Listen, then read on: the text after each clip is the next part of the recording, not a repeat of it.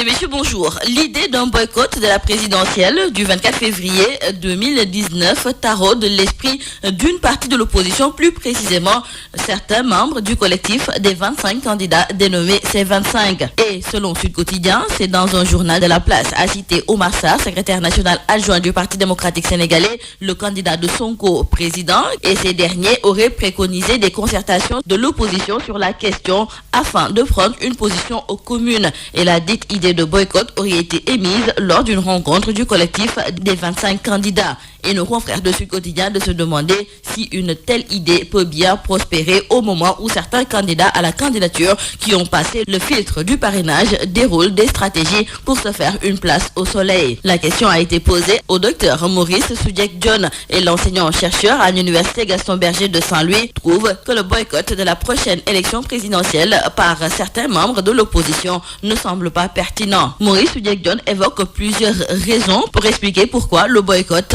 n'est pas pertinent. Selon lui, il y a d'abord des candidats de l'opposition qui ont franchi l'étape pernicieuse du parrainage. Donc, pour cela, boycotter l'élection présidentielle est contre-productif du moment où ils peuvent aller à la compétition et éventuellement gagner. Maurice Soudieck-Dione rappelle qu'en 2007, l'opposition avait décidé de boycotter les législatives, mais c'était une erreur politique. Elle a été obligée d'organiser les assises nationales pour pouvoir exister, car elle s'était exclue elle-même de l'espace institutionnel et officiel. Dans le journal Rewmi Quotidien, nos confrères aussi se posent des questions sur ces micmacs autour de la participation de l'opposition à la présidentielle. Et selon nos confrères, il va de soi que l'idée de boycott ainsi émise est loin d'être saugrenue, car elle peut être l'ultime stratégie de révolte contre les conditions d'une élection pour laquelle le pouvoir n'a cédé sur aucun point. Mais nos confrères tiennent quand même à préciser à cette opposition qu'il est cependant important que les leaders sachent que le boycott c'est comme le suicide. Et aussi, il faut que ces derniers sachent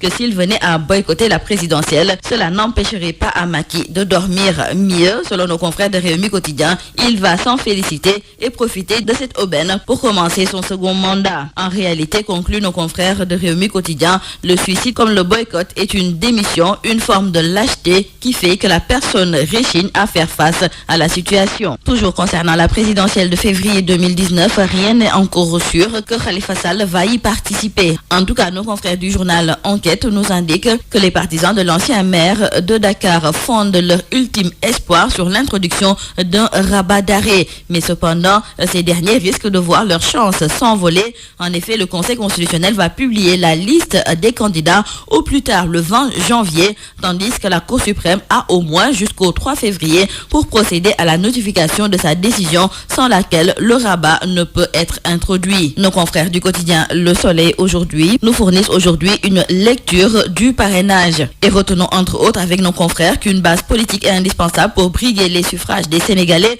Mieux, elle ne doit pas seulement être locale, il faut exister au moins dans cette région pour franchir l'obstacle du parrainage. Et beaucoup de candidats à la candidature ont appris cette maxime à leurs dépens. Ils ont été recalés par ce système qui a aussi permis d'éviter les candidats fantaisistes de la présidentielle de 2007. Ceux qui ont pu donc mobiliser le nombre de parrains requis ont démontré que les appareils politiques sont toujours une réalité au Sénégal, même si les récriminations contre le système de vérification persistent. Et toujours concernant le parrainage, nos confrères de Direct Info aujourd'hui se sont intéressés à ces cascades de doublons. Et nos confrères nous font savoir qu'à Touba, un jeune Baké a vendu 5000 signatures à plusieurs candidats. Aujourd'hui, nos confrères de 24 heures nous parlent de Ousmane Sonko. Ce dernier a fait face hier à la presse et c'est pour éclairer la lanterne des Sénégalais sur les 94 milliards de francs CFA supposés détournés par le directeur des domaines et son acolyte. Ousmane Sonko, selon nos confrères de 24 heures, explique comment l'homme d'affaires Seydou Sarr, plus connu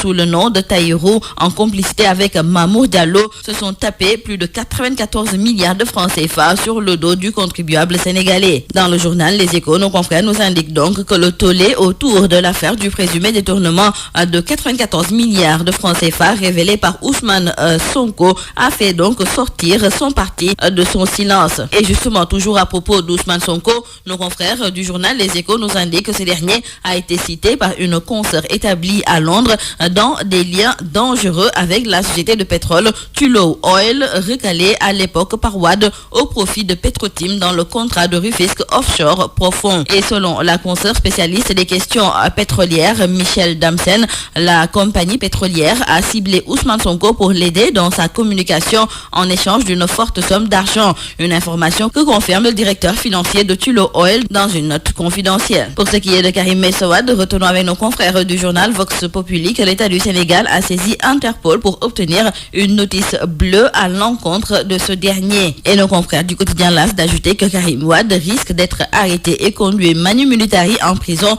dès qu'il débarquera à l'aéroport international Blaise Diagne de Dakar. En effet, le procureur spécial près la Cour de répression de l'enrichissement illicite a émis l'ordre d'arrestation destiné à toutes les forces de police et de gendarmerie du pays aux fins de l'interpeller pour faire appliquer la contrainte par corps suite à la condamnation de Wade fils à s'acquitter d'une amende de 138 milliards de francs CFA. Parlons à présent avec nos confrères du journal La Tribune de l'opération Faras. Nos confrères nous indiquent que c'est une initiative de Bougane Gueye Dany. Et donc hier, à la place de l'Obélisque, Bougane Gueye Dany en présence des leaders de l'opposition dont Ousmane Sonko, Amsatou Sow Sidibé et Cheikh Gueye entre autres ont lancé l'opération pour dénoncer les dérives du pouvoir. Cependant, l'on nous signale dans le journal Les Échos que la mobilisation a fait flop. Citons à vos journaux et très bonne lecture.